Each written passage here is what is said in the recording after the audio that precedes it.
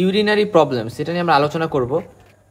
যেটা হয় যে আমরা ইউরিনারি ইনকন্টিনেন্স এর মধ্যে স্ট্রেস ইউরিনারি ইনকন্টিনেন্স, তারপরে আমরা ওভারফ্লো ইনকন্টিনেন্স, তা বাদেও ফাংশনাল ইনকন্টিনেন্স, এরকম বেশ কিছু টার্ম নিয়ে আমরা আলোচনা করব। মেইনলি স্ট্রেস ইউরিনারি ইনকন্টিনেন্স এই টার্মটা আমাদের বেশি হাইলাইটের জায়গা, এবং আমরা হচ্ছে যখন প্রোল্যাপস পড়ছিলাম, প্রোল্যাপস জেনিটো ইউরিনারি প্রোল্যাপস, তখন আমরা এটা নিয়ে একটু আলোচনা করছিলাম বা একটু কথা বলছিলাম যে যখন একজন মানুষ হচ্ছে অনেক বেশি কাফিং, স্নিজিং বা অ্যাবডোমিনাল প্রেশার, ইন্টা অ্যাবডোমিনাল প্রেশার যে সকল ক্ষেত্রে বাড়ে, সেই সকল ক্ষেত্রে দেখা গেছে যে মানে কাপ দিছে আর সাথে প্রসাব বেরোয় গেছে। হ্যাঁ, এই যে কন্ডিশনটা যে মহিলার প্রসাব বেরোয় গেছে, ঠিক আছে। নর্মালি তো প্রসাব বেরোনোর কথা না, কারণ নর্মালি ব্লাডার কেমন থাকে, ধরো নর্মালি এই যে ব্লাডার, তো ইউরিনারি ব্লাডারে যখন ধরো কাফ দিল, স্নিজিং করলো, তখন এইভাবে কি হয়, অ্যাবডোমিনাল প্রেশারটা একটু বাড়বে এবং দেখা যাবে যে আচ্ছা ফাইন, ইউরিনারি ব্লাডের উপর একটু চাপ পড়তেছে, এখানে একটু প্রেশার পড়তেছে, ডেট্রোসার মাসেলের উপর একটু প্রেশার পড়তেছে।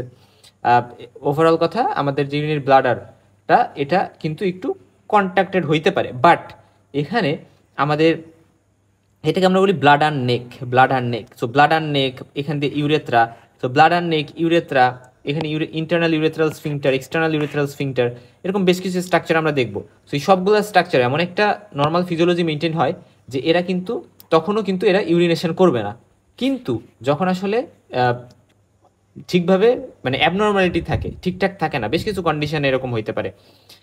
যেমন সে সকল ক্ষেত্রে যেটা হইতে পারে যে এক তো ব্লাড আর নেক, যেটা অর্থাৎ ব্লাড আর নেক ধরো আগে ছিল এইখানে, এখন নাইমা আর নিচে নাইমা চলে আসছে, এখানে চলে আসছে, আগে ছিল এখানে, এখন এখানে চলে আসছে।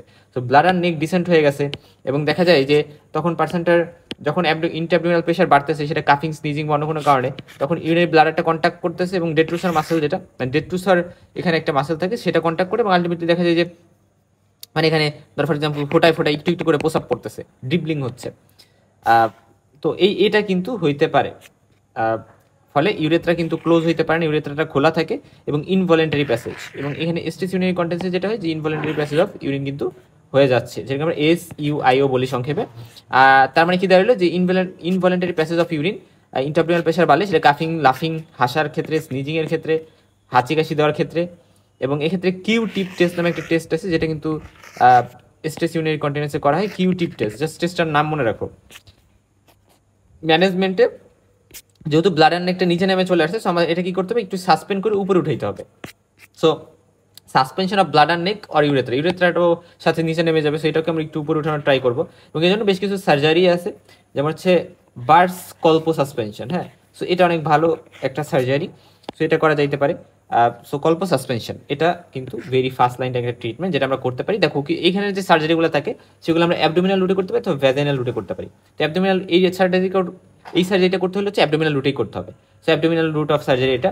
এবং এখানে আমরা যে কাজটা করি যে প্রক্সিমাল যে ইউরেথ্রা এবং ব্লাড আর নেক এটাকে সাসপেন্ড করে দিই, কিসের সাথে লাগায় এটাকে, মানে এই জিনিসগুলোকে ঝুলাই রাখি, সেটা হচ্ছে কুপার্স লিগামেন্ট বা ইলিওপিকটিনাল লিগামেন্ট। জাস্ট এই কথাটা একটু মনে রাখো যে ইলিওপিকটিনাল লিগামেন্ট, এখানে একটা লিগামেন্ট আছে যেটাকে আমরা কুপার্স লিগামেন্ট বা ইলিওপেকটিনাল লিগামেন্ট বলতেছি, এবং এই লিগামেন্টের সাথে হচ্ছে এটা ঝুলাই রাখি যাতে এটা একটু উপরে ওঠে, নিচে নেমে গেছে।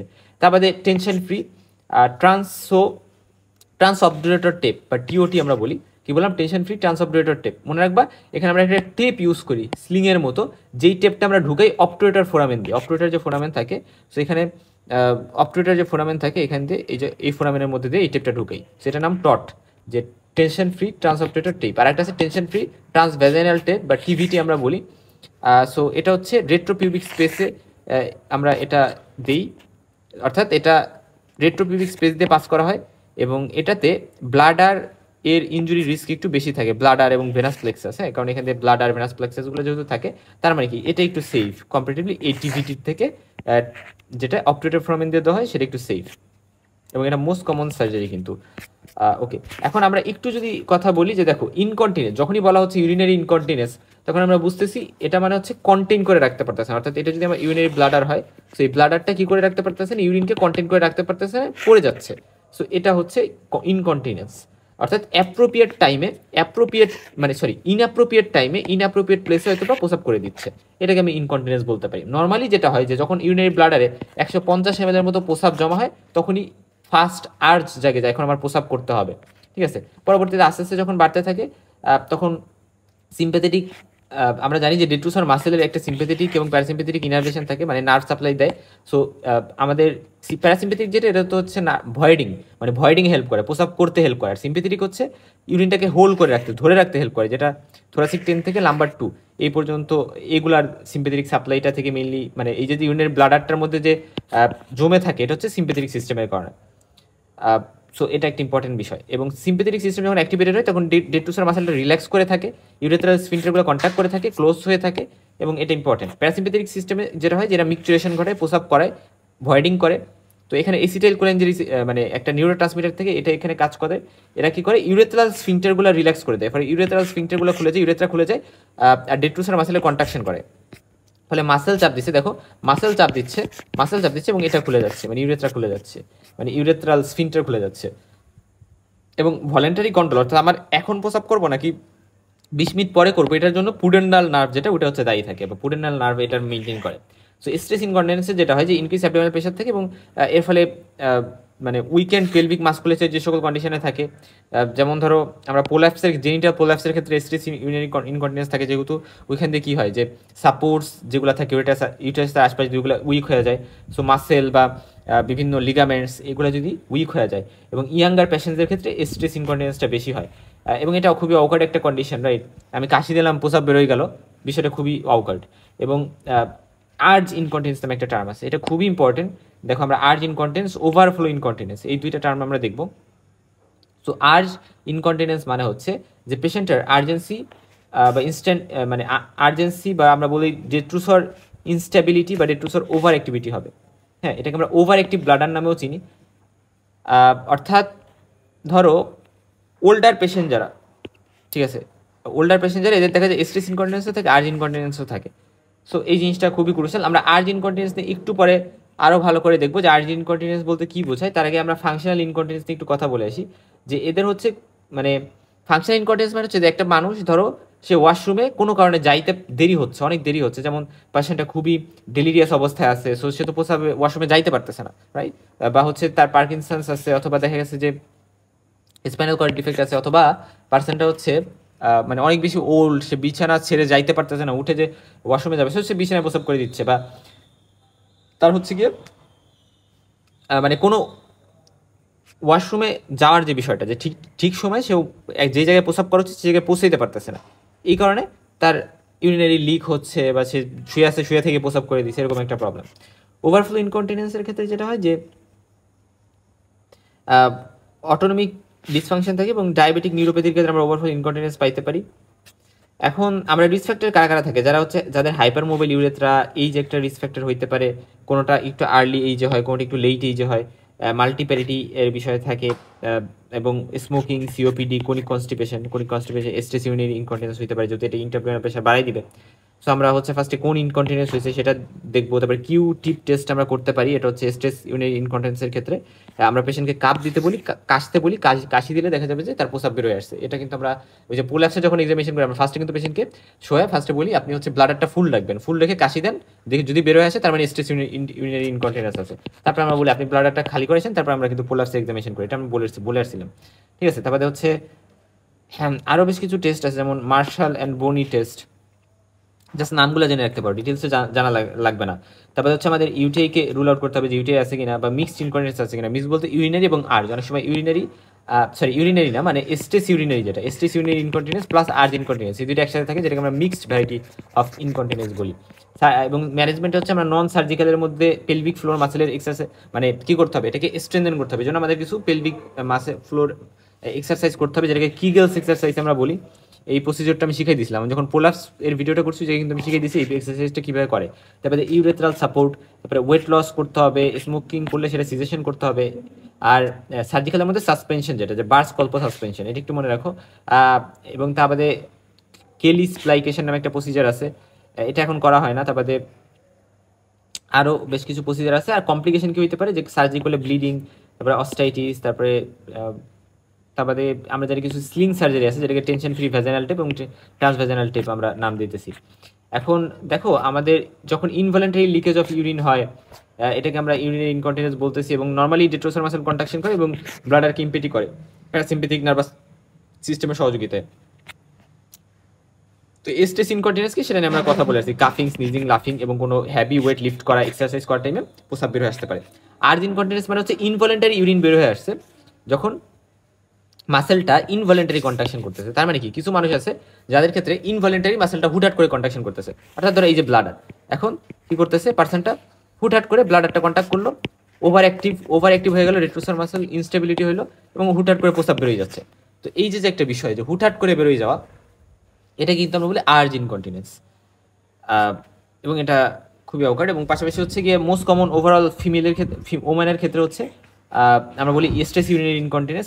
মোস্টলি হচ্ছে 40 এর আশপাশ দিয়ে হয় এটা।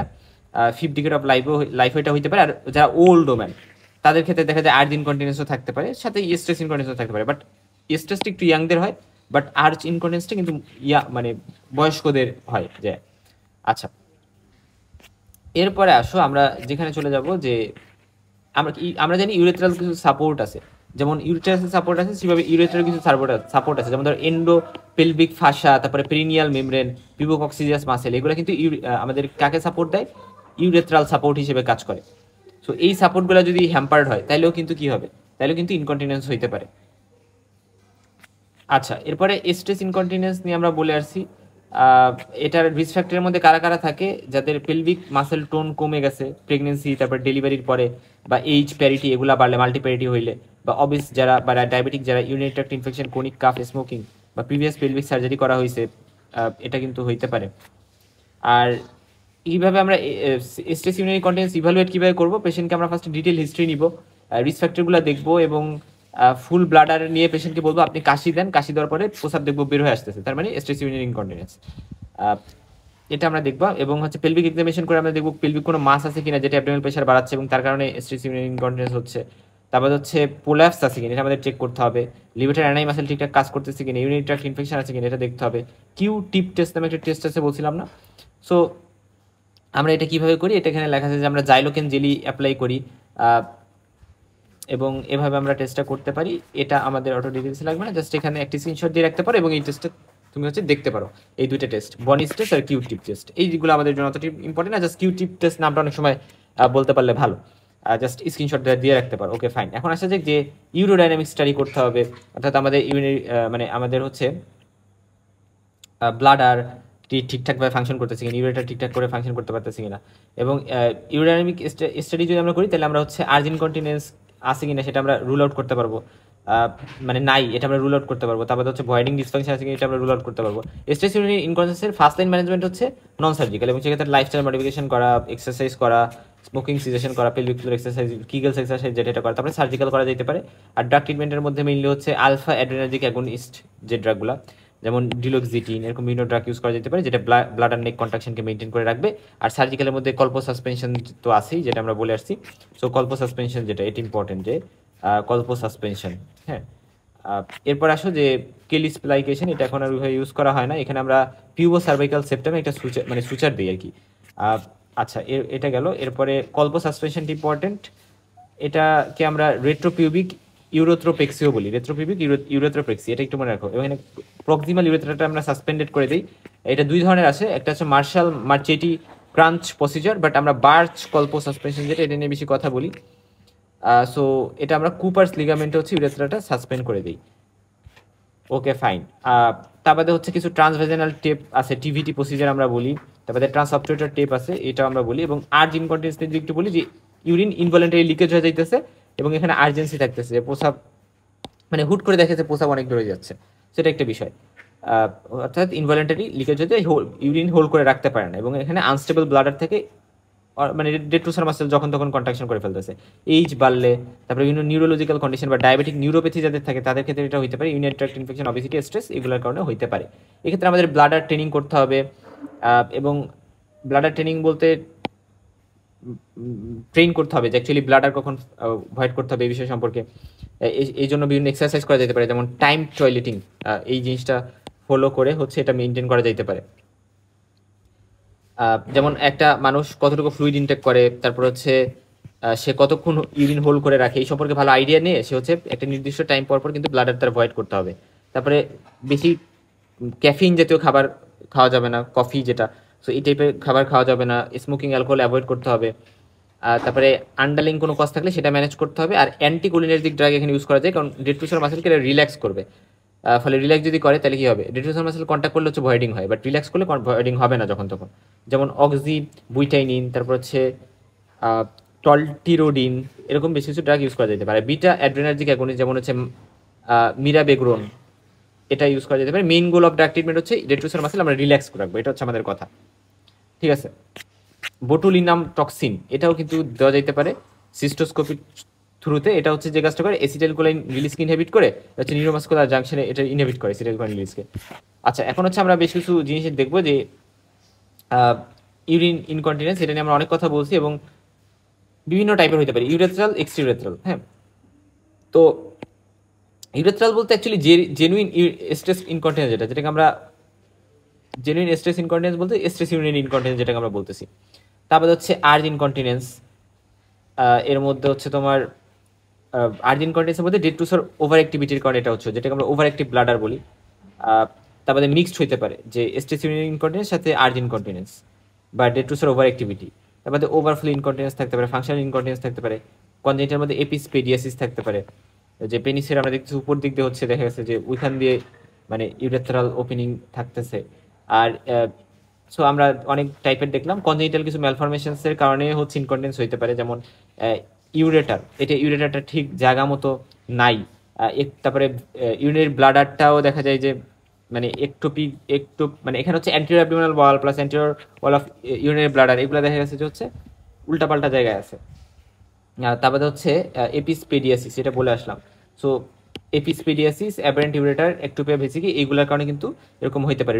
রেডিওথেরাপি, তারপরে হচ্ছে কার্সিনোমা সার্ভিক্স ভ্যাজাইনা, এগুলা, তারপরে obstructed delivery, vaginal delivery, destructive operation যেগুলো আছে, আর ইউরেটার, ব্লাডার, ইউরেথ্রা, এগুলাতে যদি কি হয়, এগুলাতে সার্জারির টাইমে যেমন হিস্টেকটমির টাইমে, ওয়ার্ডিমস অপারেশনের টাইমে, তারপরে অ্যান্টেরিয়র ভ্যাজাইনাল ওয়ালকে ইনভলভ করে যে অপারেশনগুলো আছে, অ্যান্টেরিয়র কলপোগ্রাফি বা স্লিং অপারেশনের টাইমে কিন্তু এরকম হতে পারে। বা crush injury to the pelvis, এটার কারণে ব্লাডার পারফোরেশন হতে পারে, ইউরেথ্রা পারফোরেশন হতে পারে বোন সেগমেন্টসের মাধ্যমে, এবং এইভাবেও কিন্তু এরকম হতে পারে। ফরেন বডি ইন্ট্রোডাকশন, কেমিক্যাল বার্নও দায়ী থাকতে পারে। সো এটা আমরা দেখলাম। এবং আর্জ ইনকন্টিনেন্স মানে কি, যে ইউরিন এসকেপ প্রিভেন্ট করতে পারতেছে না এবং এর ফলে ইউরিন বেরোয় যাচ্ছে, এটা আমরা দেখলাম। এখন ট্রু ইনকন্টিনেন্স মানে কি, ট্রু ইনকন্টিনেন্স মানে হচ্ছে পোলাপসের টাইমে, পোলাপস না মানে সরি ফিস্টুলা যখন হয়, আমরা ফিস্টুলা পড়ে আসছি না, যে জেন্ট ইউরিনারি ফিস্টুলা, গত ভিডিওতে ফিস্টুলা নিয়ে আমরা আলোচনা করছি। এবং ফিস্টুলাতে কি হয়, যে ধরো ইউরিনারি ব্লাডার, ভেসিকো ভেজানাল যে ফিস্টুলা, এখানে কি করছি বলছি যে ইউরিনারি ব্লাডার আছে, তো ইউরিনারি ব্লাডারের সাথে ডাইরেক্টলি ভেজানার কানেকশন হয়ে গেছে, ফলে ভেজানাতে ইউরিন বেরোচ্ছে। সো এখানে যেটা হয়েছে, যেখানে হচ্ছে ট্রু ইনকন্টিনেন্স, এটাকে আমরা বলি। সো জেন্ট ইউরিনারি ফিস্টুলাটা মনে রাখবে, এটা ট্রু ইনকন্টিনেন্স। বা হচ্ছে কিছু কনজেনিটাল কন্ডিশন, যেমন একটোপিয়া ভেসিকি, যে অ্যান্টেরিয়র অ্যাবডোমেন দিয়ে হচ্ছে দেখা যাচ্ছে ইউরিনটা বেরোচ্ছে, বা একটোপিক ইউরেটার। হ্যাঁ, মানে ধরো ইউরিন ভ্যাজাইনা দিয়ে লিক হচ্ছে, কারণ ইউরেটার হয়তো বা ভ্যাজাইনাতে ওপেন করতেছে, ইউরিনারি ব্লাড ওপেন না করে। সো এরকম বেশ কিছু কনজেনিটাল কন্ডিশনেও কিন্তু ইনকন্টিনেন্স হইতে পারে, ট্রু ইনকন্টিনেন্স যেগুলো। হ্যাঁ, আর যেগুলো ট্রু ইনকন্টিনেন্স না, ওইগুলো হচ্ছে এই যে আমরা যে কথাগুলো বলতেছি, স্ট্রেস ইউরিন ইনকন্টিনেন্স, তারপর হচ্ছে তোমার আর্জ ইনকন্টিনেন্স, এগুলো। হ্যাঁ, ওকে ফাইন। এরপরে আসা যাক স্ট্রেস ইনকন্টিনেন্স, যেটা এটা আমি অনেক কথা বলছি। এটা কেন কেন হইতে পারে, ইউরিজেন্টাল প্রোলাপস যদি হয়, এটা খুবই ইম্পর্টেন্ট। ইউরিজেন্টাল প্রোলাপস, এটা আমরা প্রোলাপস ফার্স্ট কথা বলবো। তারপরে চাইল্ড বার্থ ট্রমা, অনেক বেশি মানে ম্যানোপজ টাইমে ইস্ট্রোজেন কমে যায় এবং ওই টাইমে প্রোলাপসের রিস্ক বাড়ে, এবং at the same time stress urine incontinence থাকতে পারে। পেলভিক সার্জারি যদি হয়ে থাকে, অ্যান্টেরিয়র কলপোগ্রাফি, তারপরে vesicovaginal fistula, urethral dilatation, recurrent UTI যদি থাকে, রেডিওথেরাপি যদি কেউ নেয়, pregnancy, chronic cough, abdominal mass বা অবেসিটি, এগুলো সবই কিন্তু কি করতে পারে, স্ট্রেস ইউরিনারি ইনকন্টিনেন্স করতে পারে। এবং যদি এমন হয় যে মানে স্ট্রেস ইউরিনারি ইনকন্টিনেন্সের কিছু গ্রেড আছে, যদি কাফ বা স্নিজ করার পরে প্রসাব বেরোয় আসে তাহলে গ্রেড 1, যদি দেখা যায় মাইল্ড একটু এক্সারসাইজ করছে তাইতেই ইউরিন বেরোয় আসছে তাহলে গ্রেড 2, আর মানে জাস্ট একটু পজিশন চেঞ্জ করছে তাতে ইউরিন বেরোয় আসছে তাহলে গ্রেড 3, এটা বেশি ডেঞ্জারাস। ওকে, এখন আমরা কিভাবে ম্যানেজ করব?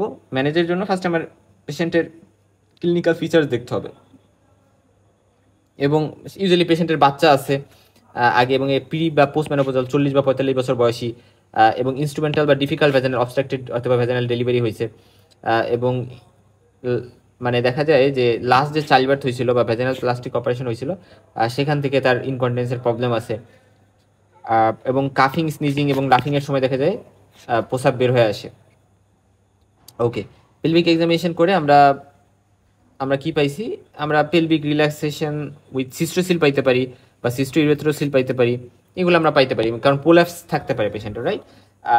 আর পাশাপাশি এখানে বডি টেস্ট কিউ টিপ টেস্ট নামে দুইটা টেস্ট আছে, এগুলো করা যেতে পারে। ইনভেস্টিগেশনে আমরা মিড স্ট্রিম ইউরিন অ্যানালাইসিস করবো, এটা আমরা নর্মালি পাবো। আর ইউরিনারি ডায়েরি যদি আমরা দেখি, ভলিউম ফ্রিকোয়েন্সি চার্টটা এটা আমরা দেখতে পারি। তারপরে আরও বেশ কিছু টেস্ট করা যাইতে পারে। আর যেমন হচ্ছে ভালসাল বা ম্যানোভার করলে সেটা পজিটিভ হবে, কারণ যেহেতু আমরা স্ট্রেস দিচ্ছি, প্রেশার বাড়াচ্ছি, এর ফলে কিন্তু প্রস্রাবটা বের হয়ে আসবে। আচ্ছা, এরপর আসলে ট্রিটমেন্ট হচ্ছে আমরা কনজারভেটিভের মধ্যে ফ্লুইড রেস্ট্রিকশন করবো, কনস্টিপেশন যদি থাকে সেটা অ্যাভয়েড করতে হবে। তারপর ওয়েট লস করতে হবে অবেস ওমেনে, স্মোকিং থাকলে সেটা কমাইতে হবে, পেলভিক ফ্লো এক্সারসাইজ বা কিগলস এক্সারসাইজ করতে হবে। ভ্যাজানাল ডিভাইস হচ্ছে যেমন পেসারি, এটা করা যাইতে পারে যাদের পোর পেলভিক মাসেল টোন আছে। আর ড্রাগের মধ্যে মেইনলি যেটা যে আলফা অ্যাড্রেনার্জিক ড্রাগ, যেমন ডিলক্সিটিন, হ্যাঁ, বা হচ্ছে সেরোটোনিন, নরএড্রেনালিন, রিআপটেক ইনহিবিটর, এগুলো দেওয়া যেতে পারে আলফা অ্যাড্রেনার্জিক ড্রাগস। আর তার বাদে ইস্ট্রোজেনও দেওয়া যেতে পারে পোস্ট ম্যানোপজাল জোমান, কারণ ইস্ট্রোজেন বাড়াবে তখন তাদের কিন্তু এই যে সাপোর্টগুলো ওইগুলো দুর্বল হয়ে গেছে, উইক হয়ে গেছে, ওইটাকে কিছুটা ইমপ্রুভ করতে পারে। আর সার্জিক্যাল ট্রিটমেন্টের মধ্যে Burch colposuspension, tension free vaginal tape, তারপরে ট্রান্স অবডুরেটর সিলিং প্রসিজার, হ্যাঁ। সো এই দুটো ভ্যাজানাল রুটে করা হয়, এটা হচ্ছে ওপেন অ্যাবডোমিনালি বা ল্যাপ্রোস্কোপিক্যালি করা হয় বার্চ কল্প সাসপেনশন। তো এই সার্জারিগুলোর কথা মনে রাখবা। সো ধরো হচ্ছে involuntary escape of urine, sneezing, কাফিংয়ের সময়, সো এগুলো বললে আমি বুঝে গেছি, ওকে ফাইন, যে এটা হচ্ছে এটা হবে স্ট্রেস ইনকন্টিনেন্স। এবং ভেসিকো ভ্যাজানাল ফিস্টুলার পোস্ট অপারেটিভ কেয়ার কি, এই জিনিসগুলো আমরা হচ্ছে পড়ে আসছি কোথায়, আমরা পড়ে আসছি হচ্ছে আর যখন আমরা জেনিটাল ইউরিনারি ফিস্টুলা পড়ছি। আর্থ ইনকন্টিনেন্স মানে হচ্ছে যে ইনভলেন্টারি লস অফ ইউরিন হচ্ছে মানে যখন হচ্ছে মানে জাস্ট আর্জ টু ভয়েড, মানে সে পার্সনটা ভয়েড করে একটু আর্জ রাখছে আর প্রসাব বেরোয় গেছে, ঠিক আছে। এই জিনিসটা ইম্পর্টেন্ট, এবং অর্থাৎ প্রসাব ধরে রাখতে পারে না, এটা একটা ইম্পর্টেন্ট বিষয়। এবং এটা মোটর হইতে পারে এবং সেন্সরি হইতে পারে। যেটা মোটর সেটাকে আমরা মেনলি ডোট্রোসার বা ওভার অ্যাক্টিভ ব্লাডার বলি। এটা কারণ মেনলি ইডিওপ্যাথিক বা সাইকোসোমাটিক হইতে পারে, অর্থাৎ মেন্টাল রিজনও এখানে ইনভলভ থাকতে পারে, যে মানসিক কারণে এরকম হচ্ছে, এই জন্য সাইকোথেরাপি দেওয়া যেতে পারে। তারপরে হচ্ছে মাল্টিপল স্ক্লেরোসিস, যেটা হচ্ছে একটা ডিমাইলিনেটিভ ডিজিজ, মানে ডিমাইলিনেশন হয়ে যায় সেন্ট্রাল নার্ভাস সিস্টেমে, সেরকম একটা ডিজিজ, অটোইমিউন ডিজিজ। তারপরে spinal injuries, early parkinsonism, diabetic neuropathy, সেরিব্রোভাস্কুলার accident বা যেটা স্ট্রোক, যেটা এই সকল কারণে কিন্তু এরকম আর্জ ইনকন্টিনেন্স হইতে পারে। এবং আর্জ ইনকন্টিনেন্সের ম্যানেজমেন্টে আমরা ফার্স্টে ক্লিনিক্যাল ফিচার্সে দেখবো যে পেশেন্ট আর্জেন্সি, ফ্রিকোয়েন্সি, নকচুরিয়া, বেরোয়েটিং। আচ্ছা, ফ্রিকোয়েন্সি মানে হচ্ছে যদি দিনে 8 বারের বেশি হয়, বা হচ্ছে যদি রাতে 1 বারের বেশি হয়, তাহলে নকচুরিয়া, মানে প্রস্রাব আর কি, মানে এরকম ইনভলেন্টারি এসকেপ অফ ইউরিন যদি হয়। তারপরে ইনভেস্টিগেশন হচ্ছে আমরা ইউরিনারি ডায়েরি মেনটেন করা, মিডস্ট্রিম ইউরিন এক্সামিনেশন করা, ইউরোফ্লোমেট্রি, সিস্টোমেট্রি, এগুলো করা। ট্রিটমেন্ট হচ্ছে আমরা সাইকোসোমাটিক প্রবলেমটা সলভ করার ট্রাই করবো সাইকোথেরাপির থ্রুতে, যেহেতু মেন্টাল রিজনও এটা হইতে পারে। আদার মেডিকেল প্রবলেম যদি থাকে, যে নিউরোলজিক্যাল প্রবলেম বা ডায়াবেটিস থাকে, সেটা আমরা প্রপারলি ট্রিট করতে হবে। বিহেভিয়ারাল থেরাপি দিতে হবে, যে fluid intake 1 litre per day, এর থেকে বেশি হওয়া যাবে না। তারপরে টি, কফি, এগুলো অ্যাভয়েড করতে হবে। ডায়াবেটিক্স স্টপ করতে হবে যদি ইউজ করে থাকে, এবং এই জিনিসগুলো ইম্পর্টেন্ট। আর ব্লাডার ভয়েডিংয়ের বিষয়ে ট্রেন করতে হবে, ব্লাডার ট্রেনিং দিতে হবে। এবং অ্যান্টিকোলিনার্জিক বা মাস্কুলোট্রপিক রিল্যাক্সেন্টস, অক্সিবিউটানিন, এটা ইউজ করা যেতে পারে। অ্যান্টিমাস্কারিকের মধ্যে টলটেরোডিন, এগুলো ইউজ করা যেতে পারে। টিসিএ যেমন ইমিপ্রামিন ইউজ করা যেতে পারে। সেরকম ইস্ট্রোজেন থেরাপি দেওয়া যেতে পারে প্রি পোস্ট ম্যানোপজাল ওমেনদের ক্ষেত্রে, তাদের যেহেতু ইস্ট্রোজেন কমে গেছে। সার্জিক্যালের মধ্যে ব্লাডার ডিনার্ভেশন করা যেতে পারে, যাতে নার্ভাস পাথওয়ে হচ্ছে ইন্টারাপ্ট হয়ে যায়। তারপরে সিস্টোপ্লাস্টি অগমেন্টেশন করা যেতে পারে ব্লাডের ক্যাপাসিটি বাড়াইতে। তারপরে আইডিয়াল কন্ডুইট, এরকম একটা আর কি, মানে টানেলের মতো বা এরকম একটা প্যাসেজ ক্রিয়েট করা যেতে পারে, যাতে ইউরিনারি ডাইভার্সন হয়। সো এই বিষয়গুলো আছে। ওভারফ্লো ইনকন্টিনেন্স মানে কি, যে হচ্ছে যদি এমন হয় যে অনেক ইউরিনারি রিটেনশন হয়ে আছে, সো প্রলং টাইম ধরে, বা নেগলেক্টেড কেসে। সো কেন, কারণ আউটফ্লো, মানে যেখান থেকে ইউরিন বেরোবে সেখানে কোনো অবস্ট্রাকশন আছে, সো ইউরিন জমা হয়ে আছে। সো জমা হয়ে থাকার কারণে হচ্ছে পরবর্তীতে এরকম একটা মানে ওভারফ্লো ইনকন্টিনেন্স কিন্তু হইতে পারে। এটা কখন কখন আমরা পাই, ইউরিনারি রিটেনশনের যে কারণগুলো আছে ওই সকল ক্ষেত্রে আমরা দেখা যায় যে হয়তো বা ওভারফ্লো ইনকন্টিনেন্স কিন্তু পাইতে পারি। এবং এক্ষেত্রে সার্জিক্যাল অবস্ট্রাকশন থাকলে সেটা সার্জিক্যাল রিলিফ করতে হবে, যেহেতু রিটেনশন হয়ে আছে। এবং কন্টিনিউয়াস ক্যাথেটার ড্রেনেজ কিন্তু করতে হবে, এটা ইম্পর্টেন্ট। আচ্ছা, এরপরে আসো যে আমরা ইউরোডাইনামিক ফাইন্ডিংসের মধ্যে ইউরোফ্লোমেট্রি, তারপর সিস্টোমেট্রি, এগুলো করবো। এবং ফাইন্ডিংসের মধ্যে আমরা ইউরোফ্লোমেট্রি করে লো ফ্লো রেট, তারপরে রেসিডুয়াল অনেক ইউরিন জমে আছে সেটা দেখবো। আর সিস্টোমেট্রি করে ব্লাডের অনেক লার্জ ক্যাপাসিটি দেখবো, এবং ডেড টু সার প্রেশার ভয়েডিংয়ের টাইমে বাড়ে না, এরকম দেখবো। আচ্ছা, আর্জেন্সি, আর্জ ইনকন্টিনেন্স এবং ফ্রিকোয়েন্সি অফ মিক্সচুয়েশন, এটা মানে কোন কোন ক্ষেত্রে হচ্ছে এইগুলা বাড়ে বা এগুলো হয়। আনসার হচ্ছে একটা তো হচ্ছে স্ট্রেস ইউরিনারি ইনকন্টিনেন্স, যেটি ইউরিনারি প্রোল্যাপস, তারপরে মেনোপজ, পেলভিক মাস, প্রেগনেন্সি, এই সকল টাইমে। ইউরোলজিক্যালের মধ্যে urinary tract infection, detrusor over activity, urethral syndrome, intestinal cystitis, medical diabetes mellitus, neurological lesion, diabetic therapy, এই সকল ক্ষেত্রে। তারপর সাইকোলজিক্যাল বা সাইকোসোমাটিক ক্ষেত্রে এগুলো হতে পারে। সো এই সকল ক্ষেত্রে যেখানে প্রসাব কিন্তু হুটহাট করে বেরোয় যাচ্ছে ইনভলেন্টারিলি। ইউরিনারি রিটেনশন কখন কখন হতে পারে? এক তো হচ্ছে যে পোস্ট অপারেটিভ, অর্থাৎ অপারেশন পরে ইউরিনারি রিটেনশন হয়, এটা খুব কমন। তার বাদে যদি কারো ইউটারাসটা রেট্রোভার্টেড থাকে, অর্থাৎ আমরা যদি নর্মালি অ্যান্টিভার্টেড থাকে, বাট এটা যদি রেট্রোভার্টেড হয়ে যায়। তারপরে সার্ভিকাল ফাইব্রয়েড যদি থাকে, অর্থাৎ ফাইব্রয়েড ইউটারাস, বা আমরা বলি যে নর্মালি আমরা জানি সার্ভিক্সে কি থাকে, সার্ভিক্সে কানেকটিভ টিস্যু বেশি থাকে, স্মুথ মাসল তেমন একটা থাকে না, বাট তাও যদি সার্ভাইকাল ফাইব্রয়েড হয়ে থাকে, সার্ভাইকাল টাইপ অফ ফাইব্রয়েড, সেটাও কিন্তু ইউরিনারি রিটেনশন করতে পারে, এখানে একটা অবস্ট্রাকশন ক্রিয়েট করে। বা পেলভিক রিজনের ওই জায়গায় যদি কোনো ইম্প্যাক্টেড টিউমার থাকে, যেমন ওভারিয়ান টিউমার, প্যারাঙ্কুলেটেড সাবসেরাস ফাইব্রয়েড যদি থাকে, প্যারাঙ্কুলেটেড মানে কি এরকম একটা প্যাডিকাল থাকে এবং এর সাথে টিউমারটা আছে। তারপরে টাইট ভ্যাজাইনাল প্যাক যদি আমরা দিই কোনো একটা গজ দিয়ে বা কিছু দিয়ে, সেটার কারণে হতে পারে অবস্ট্রাকশন, মানে সেটার কারণে হচ্ছে ইউরিনারি রিটেনশন হতে পারে। বা স্টেজ ইনকন্টিনেন্স আমরা ট্রিটমেন্ট করছি, মানে রিপেয়ার করা হয়েছে, তারপরেও এটা কিন্তু হতে পারে। হেমাটোসিল যদি হয়, অর্থাৎ পেলভিসের জায়গায় যদি ব্লাড অ্যাকুমুলেশন করে বা পেলভিক অ্যাবসেস হয়, এই কারণে ইউরিনারি রিটেনশন হতে পারে।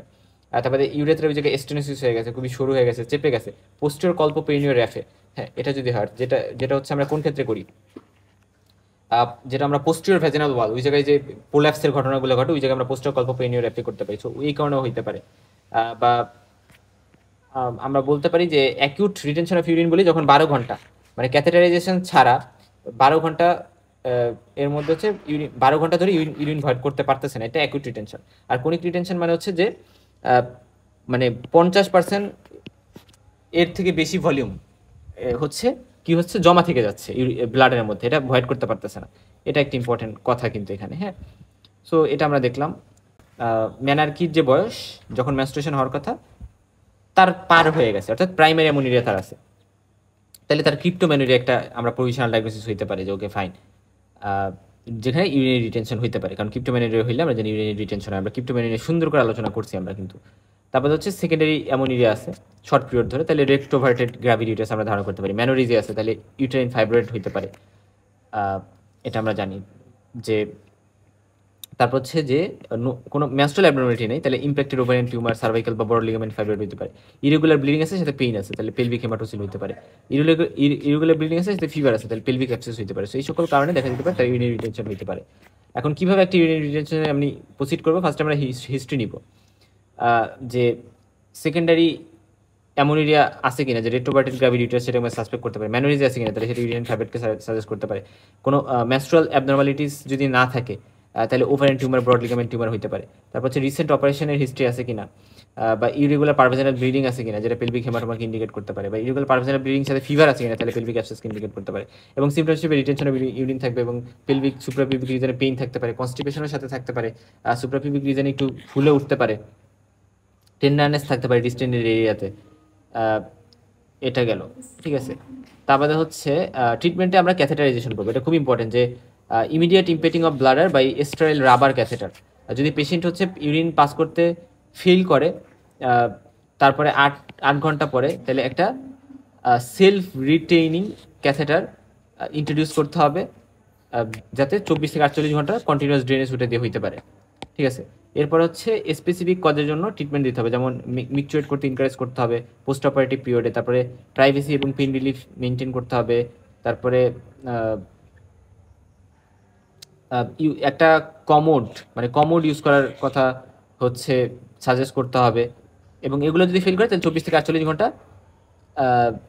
ক্যাথেটারাইজ করে রাখতে হবে এবং অ্যান্টিবায়োটিক কাভারেজ দিয়ে রাখতে হবে। পেলভিক টিউমার ক্ষেত্রে সার্জিক্যাল মেথড রিমুভ করতে হবে, পেলভিক হেমাটোমা অ্যাবসেসের ক্ষেত্রে কার্ডোসেন্সিটিসিস করতে হবে অ্যান্টিবায়োটিক কাভারেজ দিয়ে। সো এই জিনিসগুলো আমরা দেখলাম। এখন আসো যে একটা ধরো রিটেনশন অফ ইউরিন হলো রেট্রোভার্টেড গ্র্যাভিডিউটাসের কেসে, তাহলে সেক্ষেত্রে আমরা হিস্ট্রি নিতে হবে যে শর্ট পিরিয়ডে 3 থেকে 4 মাস অ্যামোনিরিয়া আছে, এবং দেখা যায় তার অ্যাকুট রিটেনশন অফ ইউরিন হয়েছে, ডাল পেলভিক সুপ্রাপিউবিক পেইন আছে, কনস্টিপেশন আছে। তো সেক্ষেত্রে প্যারাঅ্যাবডোমিনাল এক্সামিনেশন করে আমরা ডিস্টেন্ডেড ব্লাডার পাইতে পারি, যেটা সফট টেন্ডার ব্যথা আছে, যেটা পেলভিস থেকে অ্যারেস্ট করছে, এবং পার ভ্যাজানাল এক্সামিনেশন করে আমরা মানে সার্ভিস ঠিক করে ফাইন করতে পারতেছি না, এবং দেখা যায় যে এটা উপরে চলে গেছে। আচ্ছা, এবং পেলভিসটা টেন্স এবং ইউটারাসটা সফট, সেক্ষেত্রে আমরা ইমিডিয়েট ক্যাথেটারাইজেশন করব, পেশেন্টকে প্রন রাখবো বা এক্সাজারেটেড সিমস পজিশন আমরা রাখতে পারি, রেট্রোভার্সন কারেকশন করার ট্রাই করব, এবং যদি কারেকশন না হয় এরপরও, তাহলে হচ্ছে আমরা ব্লাডারটা ইমপেটি রাখবো কন্টিনিউয়াস ক্যাথেটারাইজেশনের মাধ্যমে, এবং একটা পেসারি এখানে ভ্যাজানাতে ইনসার্ট করব। এটা কি করবে, ইউটারাসকে কি করবে, নর্মাল নর্মাল করতে হেল্প করবে। হ্যাঁ, যদি এটাও ফিল করে তাহলে হচ্ছে আমরা ম্যানিপুলেট করব জেনারেল অ্যানেস্থেশিয়ার মাধ্যমে, ল্যাপ্রোটমি করব, এবং পরবর্তীতে এটা আমরা আগের জায়গায় নিয়ে যাওয়ার ট্রাই করব। সেইভাবে আমরা করতে পারি। হ্যাঁ, এখন একটা জিনিস লক্ষ্য করো যে কখন কখন কখন হচ্ছে কন্টিনিউয়াস ড্রেনেজ অফ ব্লাডের দরকার হয়, আমরা ক্যাথেটারাইজেশন করব কখন কখন। ভেজানাল হিস্টেক্টমিতে 5 দিন ধরে ক্যাথেটারাইজেশন করা লাগে, অ্যাবডোমিনাল হিস্টেক্টমিতে 48 ঘন্টা করা লাগে, রেডিক্যাল হিস্টেক্টমিতে 2 সপ্তাহ ধরে করে রাখা লাগে, পেলভিক ফ্লোর রিপেয়ারে অ্যান্টেরিয়র কর্পোরেভিতে 5 দিন ধরে, তারপর পোস্টার কর্পোরেভিতে 5 দিন ধরে আমরা কিন্তু ক্যাথেটারাইজেশন করে রাখি। ফদারগিল অপারেশন যদি আমরা করি প্রোল্যাপসের ক্ষেত্রে, সেক্ষেত্রে আমরা 5 দিন ধরে করে রাখি। So urinary retention due to pelvic tumour ক্ষেত্রে আমরা করা লাগে। তারপর হচ্ছে যদি রেট্রোপার্টিক গ্র্যাভিডিটাস 48 ঘন্টা আমরা ক্যাথেটারাইজেশন করে রাখি। তারপর যেটা খুব ইম্পর্টেন্ট, ভেজিকোভেজানাল ফিস্টুলার ক্ষেত্রে আমরা 3 সপ্তাহ ধরে কিন্তু ক্যাথেটারাইজেশন করে রাখি, যাতে হচ্ছে ইউরিনটা বের হয়ে আসে। এবং ইউরিনারি ব্লাডার ইনজুরি ক্ষেত্রে 2 থেকে 3 সপ্তাহ কিন্তু করে রাখা হয়। ওকে ফাইন, আমরা সো অনেকগুলা ইনফরমেশন আমরা এখানে জানলাম। এখন আলটিমেটলি দেখো, আমরা ইউরিনারি ট্র্যাক্ট ইনফেকশন নিয়ে কিছু কথা বলবো। যে ফিমেইলে দেখা যায় যে most common bacterial infection in woman, মানে মোটামুটিভাবে ইউরিনারি ট্র্যাক্ট ইনফেকশন, এবং এটা মরবিডিটি একটা ইম্পর্টেন্ট কজ। মানে লাইফ টাইমে 20% ফিমেল কিন্তু মোটামুটিভাবে ইউটিআইতে অবশ্যই অ্যাট্রাক্ট হয়। এবং মহিলাদের কেন ইউটিআই বেশি হয়, কারণ হচ্ছে তাদের ইউরেথ্রাটা শর্ট থাকে, এবং এটা যেটা হয় যে ভ্যাজাইন এবং অ্যানাস এগুলোর কাছাকাছি থাকে, এবং ভ্যাজাইন আর অ্যানাস দিয়ে অনেক ব্যাকটেরিয়া থাকে। সো ওইগুলো এখানে চলে আসতে পারে সেক্সুয়াল ইন্টারকোর্সের কারণে বা ক্যাথেটারাইজেশনের কারণে কিন্তু হইতে পারে। এবং মোস্ট কমনলি হচ্ছে ইকোলাই, ইস্টেরিসিয়া কোলাই, এটা দ্বারা হয়। তারপরে Proteus mirabilis, Klebsiella pneumoniae, Pseudomonas aeruginosa, Mycoplasma, Chlamydia, Ureaplasma, coagulase negative Staphylococcus aureus, Enterococci এগুলো দ্বারা হইতে পারে। এবং অ্যাসেন্ডিং ইনফেকশনটা মেইনলি হয়, যে নিচ থেকে ইনফেকশনটা আস্তে আস্তে উপরের দিকে ওঠে। এবং হেমাটোজেনাস হইতে পারে, লিম্ফেটিক হইতে পারে, মেইনলি অ্যাসেন্ডিং। মেইনলি ক্লিনিক্যাল প্রেজেন্টের মধ্যে অ্যাসিমটোমেটিক থাকতে পারে, যে আমরা হচ্ছে ব্যাকটেরিউরিয়া বা মানে ইনভেস্টিগেশন করে আমরা জাস্ট পাইছি যে ব্যাকটেরিয়া, যে ইউরিনে হচ্ছে মানে ব্যাকটেরিয়া পাইছি, বাট আলটিমেটলি কোনো সিমটমস নাই। তারপরে বার্নিং সেন্সেশন, এটা খুব ইম্পর্টেন্ট, যে প্রস্রাব করার সময় জ্বালা পোড়া হয়, এবং দেখা যায় যে রাতে হয়তো বা বিছানায় প্রস্রাব হচ্ছে, এরকম একটা বিষয়। ফ্রিকোয়েন্সি, আর্জেন্সি এগুলোও থাকতে পারে, যে হুটহাট করে মানে প্রস্রাব আসলে চেপে রাখতে পারে না, এরকম একটা বিষয়। তারপরে সুপ্রাপিউবিক পেইন, কিডনির ওই জায়গায় দিয়ে পেইন, বা হচ্ছে ফিভার থাকা, হেমাচুরিয়া থাকা, যেহেতু ইনফেকশন ফিভার থাকতে পারে, প্রস্রাব দিয়ে রক্তও পড়তে পারে। আর আপার আপার যদি ইউরিনারি ট্র্যাক্ট ইনফেকশন হয়, আমরা জানি ইউরিনারি ট্র্যাক্টকে আপার লোয়ার এভাবে ভাগ করি, তো আপার যদি হয় তাহলে জ্বর থাকবে অনেক বেশি। হ্যাঁ, 104 মানে 100 মোটামুটিভাবে 100.4 ডিগ্রি ফারেনহাইটের উপরে থাকবে। তারপরে হচ্ছে সাইড ব্যাকে এই রিজন দিয়ে ব্যথা থাকতে পারে, অনেক কাঁপুনি দিয়ে জ্বর আসবে, দুর্বলতা, নওশিয়া, টায়ার্ডনেস এগুলো থাকতে পারে, কিছু ভালো লাগতেছে না। এবং mid steam clean catch urine হচ্ছে আমরা রুটিন মেডিকেল এক্সামিনেশন করবো, কালচার সেন্সিটিভিটি করবো, কারণ অ্যান্টিবায়োটিক আমার দিতে হবে। কারণ ইউরিনারি ব্লাডের ট্রিটমেন্ট আসলে মানে urinary tract infection treatment ultimately হচ্ছে অ্যান্টিবায়োটিক। হ্যাঁ, এবং আমরা হচ্ছে ব্লাড এক্সামিনেশন করে লিউকোসাইটিস দেখবো ইনফেকশন আছে কিনা, তারপরে ক্রিয়েটিনিন, ইউরিয়া এগুলোও দেখতে পারি। আনকমপ্লিকেটেড যে কেসগুলো আছে সেগুলা তো আমরা এভাবে করলাম, বাট কমপ্লিকেটেড হইলে সেক্ষেত্রে আমরা ইউএসজি করে দেখতে হবে। তারপরে সিস্টোস্কোপি, আইভি ওই টেস্টগুলো আমরা করবো। জেনারেল মেজার হচ্ছে অনেক বেশি ফ্লুইড খাইতে হবে, এবং বেশি বেশি ইউরিন ভয়েড করতে হবে। তারপরে হচ্ছে আমরা অ্যান্টিস্পাসমোডিং ফর পেইন রিলিফ, তারপরে প্রোবায়োটিক্স যেমন ল্যাক্টোবেসিলাই ওরালি দেওয়া যেতে পারে, ইস্ট্রোজেন ক্রিম দেওয়া যেতে পারে, ওরাল ইস্ট্রোজেন দেওয়া যেতে পারে। ম্যানোপজাল যে ওম্যান তাদের ক্ষেত্রে ডেফিনিট ট্রিটমেন্টের মধ্যে অবশ্যই অ্যান্টিবায়োটিক দিতে হবে, কালচার সেন্সিটিভিটি করে তারপরে, এবং 7 থেকে 10 দিন অ্যাটলিস্ট দিতে হবে। আর যদি কোনো অর্গানিক বা স্ট্রাকচারাল প্যাথোলজি থাকে ওইটা ঠিক করতে হবে, এবং আউটফ্লো ট্র্যাক্ট অবস্ট্রাকশন যদি থাকে, সেটার কারণে ইউরিনারি ট্র্যাক্ট ইনফেকশন হতে পারে, তাহলে সেটা কিন্তু ঠিক করতে হবে। অ্যাসিমটোমেটিক ব্যাকটেরিয়া বলতে কি বোঝায়? এটা বলতে বোঝায় যে ব্যাকটেরিয়া প্রেজেন্ট আছে ইউরিনে, হ্যাঁ অ্যাসিমটোমেটিক, মানে তার কোনো সিমটম নাই, তার প্রস্রাবে জ্বালা পড়া নাই, তার কোনো সমস্যা নেই, কিন্তু আমি তার হচ্ছে ইউরিনে পাচ্ছি। এবং দেখা যায় যে at least 10⁵ CFU per ml of urine আমরা যদি হচ্ছে ইন অ্যাটলিস্ট 2 কনজিকিউটিভ ভয়েডেড স্পেসিমেনে পাই, ঠিক আছে, তাহলে কিন্তু আমরা মানে ব্যাকটেরিয়ার যে অ্যামাউন্ট আমি বললাম 10⁵ CFU পার ml, তাহলে আমি সেটা ধরে নিই যে এটা হচ্ছে অ্যাসিম্পটোমেটিক ব্যাকটেরিয়া। আচ্ছা, এটার সাথে তেমন একটা ড্যামেজ করে না, এবং এটা কিন্তু অতটা মানে এটা ট্রিটমেন্টের দরকার নেই, ঠিক আছে। আর রিকারেন্ট ইউটিআই নামে একটা টার্ম আছে, যে ইউটিআই কিন্তু রিকারেন্ট হইতে পারে, বারবার হইতে পারে। আর কমপ্লিকেটেড ইউটিআই মানে হচ্ছে যে যদি ইনডিউলিং ক্যাথেটার থাকে, যদি স্টোন থাকে ওই রিজন দিয়ে, ক্যান্সার থাকে, ফিস্টুলা থাকে, ডাইভার্টিকুলা থাকে বা স্ট্রিকচার থাকে, তাহলে সেক্ষেত্রে কিন্তু কমপ্লিকেটেড ইউটিআই কেসগুলো খুবই কমপ্লিকেটেড হয়ে যায়। সো এই জিনিসগুলো জানতে হবে। আর ইন্টারকোর্স, তারপর হচ্ছে মিয়েটাল ট্রমা, ইউরেথ্রাল ম্যাসেজ, এগুলো কিন্তু ইউটিআইয়ের জন্য রিস্ক ফ্যাক্টর। তারপরে হচ্ছে যারা স্পার্মিসিডাল ইউজ করে বা বয়স বাড়ার সাথে সাথে পোলাপ যাদের থাকে, পেরিনিয়াল হাইজিন যাদের ঠিকঠাক নাই, পরিষ্কার পরিচ্ছন্ন না, diabetes, obesity, anaemia, sickle cell anaemia, তারপর টিউবারকুলোসিস, ব্লাডার ক্যাথেটারাইজেশন যাদের অনেক করা হয়, যাদের অ্যানাটমিক্যাল ডিফর্মিটি আছে, ওখান দিয়ে মানে স্টোন আছে, যাদের ইউরোজেন্টাল ট্র্যাক্টে কোনো ট্রমা হয়েছে, বা প্রেগনেন্সি ইন্ডিউস ফিজিওলজিক্যাল চেঞ্জেস যেমন ভেসিকো ইউরেটারিক রিফ্লাক্স যাদের আছে, এদের কিন্তু ইউরিনারি ট্র্যাক্ট ইনফেকশন হওয়ার রিস্ক বেশি থাকে। আচ্ছা, ইউটিআইয়ের কমপ্লিকেশন যদি আমরা বলি, রেনাল স্কারিং হতে পারে, সো কিডনিকে ড্যামেজ করতেছে। তারপরে ইনফেকশনটা যদি লোয়ার ইউরিনারি ট্র্যাক্ট ইনফেকশন হয় তাহলে এটা মেজর কনসার্ন, বাট আপার হলে কিন্তু এরা পাইলোনেফ্রাইটিস, তারপরে সেপ্টিসিমিয়া করতে পারে। আর প্রেগনেন্সিতে এদিকে অ্যাডভার্স ইফেক্ট আছে, ফেটালে হচ্ছে preterm birth, low birth weight infant, fetal growth restriction, তারপরে পেরিনাটাল মর্টালিটি করতে পারে। আর মায়ে হচ্ছে অ্যামনিওনাইটিস, তারপরে এন্ডোমেট্রাইটিস করতে পারে, এন্ডোমেট্রিয়াম ইনফ্লামেশন করতে পারে। আমরা প্রিভেনশন করবো ইউটিআই, অনেক বেশি পানি খাইতে বলতে হবে, তারপরে পেরিনিয়াল হাইজিন ঠিকঠাক মেনটেন করতে হবে, ঠিকভাবে ক্লিন করতে হবে, অ্যাটলিস্ট ডেলি করতে হবে, এবং রেকটাম ওই জায়গায় ওয়াইপ করতে হবে, মানে পাশাপাশি ওই জায়গা পরিষ্কার রাখতে হবে আর কি। আর কয়টাল ইনফেকশন এর প্রোফাইলিক্সিস হিসেবে কয়টাসের পর ইমিডিয়েটলি কিন্তু মানে সেক্সুয়াল ইন্টারকোর্সের পর ইমিডিয়েটলি কী করতে হবে, ইউরিন ভয়েড করতে হবে, ওয়েট না করে সাথে সাথে প্রসাব করে ফেলতে হবে, ক্যাথেটার ইনফেকশন যাতে না হয় এজন্য কিন্তু এই বিষয়ে সাবধান থাকতে হবে।